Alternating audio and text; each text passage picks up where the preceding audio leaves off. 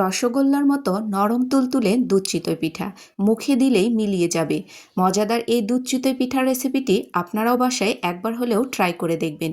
এত বেশি নরম তুলতুলে হয় যে আপনারা যদি একবার তৈরি করে দেখেন, এইভাবেই আপনারা বারবার দুধ চিতই পিঠা তৈরি করবেন। পুরো রেসিপিটির সাথে থাকবেন, আশা করছি আপনাদের ভালো লাগবে। তো চলুন দেখে নেওয়া যাক নরম তুলতুলে রসগোল্লার মতো এই দুধ চিতই পিঠার রেসিপিটি। তো প্রথমে আমি একটা মিক্সিং বোল নিয়েছি, এর মধ্যে নিয়ে নিচ্ছি হাফ কাপ পরিমাণ চিনি গুঁড়া পোলাওয়ের চাল, সাথে নিয়েছি 1 কাপ পরিমাণ ভাতের চাল। এখন আমি পর্যাপ্ত পরিমাণ পানি দিয়ে চালটাকে একদম ভালো মতো করে কষলিয়ে ধুয়ে নেব। পরিষ্কার করে চালগুলোকে ধুয়ে নিয়েছি। এখন এর মধ্যে দিয়ে নিচ্ছি হালকা কুসুম গরম পানি। অবশ্যই কুসুম গরম পানি ব্যবহার করতে হবে। এরপর আধা ঘন্টা আমি চালটাকে ভিজিয়ে রেখেছিলাম। তো আধা ঘন্টা পরে দেখুন চালটা একদমই ফুলে ডাবল হয়ে গেছে। চালগুলোকে ব্লেন্ডার জারের মধ্যে দিয়ে একদমই পেস্ট বানিয়ে নিতে হবে। তো আমি এখানে অর্ধেকটা পরিমাণ চাল দিয়ে নিচ্ছি। তো বাকি অর্ধেকটা পরবর্তীতে আমি এভাবেই পেস্ট বানিয়ে নেব। তো এখন এর মধ্যে দিয়ে নিচ্ছি হাফ কাপ পরিমাণ ভাত।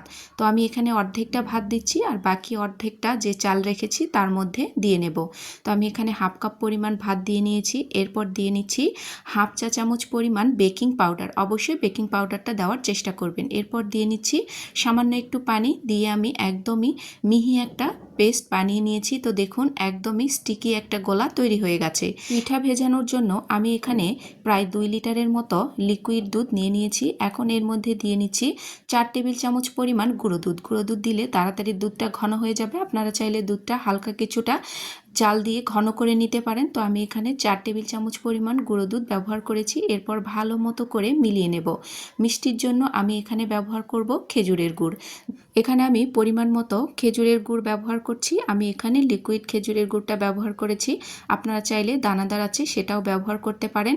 গুড় যদি ভালো হয় তাহলে দুধ কোনোভাবেই কেটে যাবে না। তো আমি এখানে 2-1টা বলক দিয়ে এটাকে ঢাকনা দিয়ে সাইড করে রেখে দেব। এর মাঝে আমি পিঠেগুলোকে ভেজে নেব, কারণ গরম গরম শিরার মধ্যেই পিঠাগুলোকে ভিজাতে হবে।